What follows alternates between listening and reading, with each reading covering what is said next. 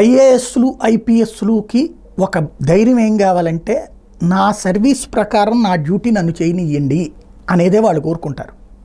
కానీ మా పార్టీలకు తొత్తుల్లాగా ప్రభుత్వం అధికారంలోకి వచ్చిన వాళ్ళకి తొత్తుల్లాగా పనిచేయాలని వాళ్ళు కోరుకోరు. వాళ్ళ టైం వాళ్ళకు కరెక్ట్గా అమలవుతుందంటే అలాంటి వ్యవస్థల చిన్నాభిన్నం అన్నటువంటి దాన్ని సెటరేట్ చేసే కీలక బాధ్యతని చంద్రబాబు గారు స్వీకరించారు.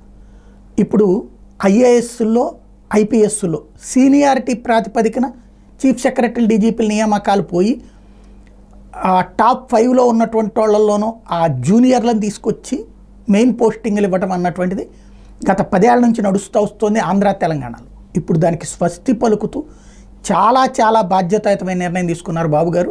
అందులో ప్రధానమైనటువంటిది నీరబ్ కుమార్ గారు సీనియారిటీలో హయ్యెస్ట్, ఆయన కాదని జవహర్ రెడ్డి గారికి ఇచ్చుకొచ్చారు. ఇప్పుడు ఆ నీరబ్ కుమార్ గారి ఈ నెలాఖరులో రిటైర్ అయిపోతారు. ఇప్పుడు ఆ నీరబ్ కుమార్ గారికి చీఫ్ సెక్రటరీ ఇవ్వడం ఒక ఎత్తు, ఆయనకి ఎక్స్టెన్షన్ ఇవ్వండి ఇంకొక 6 నెలల పాటు ఇప్పుడే ప్రభుత్వం కుదురుకుంటోంది కాబట్టి అని చెప్పడం ద్వారా సీనియారిటీకి హై ప్రయారిటీ ఇచ్చుకుంటూ వచ్చారు. ఇది నెంబర్ 1. నెంబర్ 2 వచ్చేటప్పటికి అయితే రిటైర్మెంట్ పరంగా చూస్తే జవహర్ రెడ్డి గారు ముందు రిటైర్మెంట్ అన్నమాట. అక్కడ తేడా ఉంది.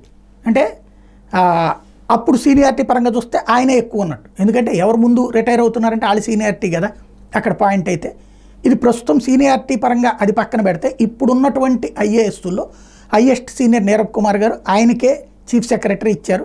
తద్వారా ఐఏఎస్లు మీ పని మీరు చేస్తే నేను బాధ్యతాయుతంగా ఉంటానని చెప్పుకొచ్చారు.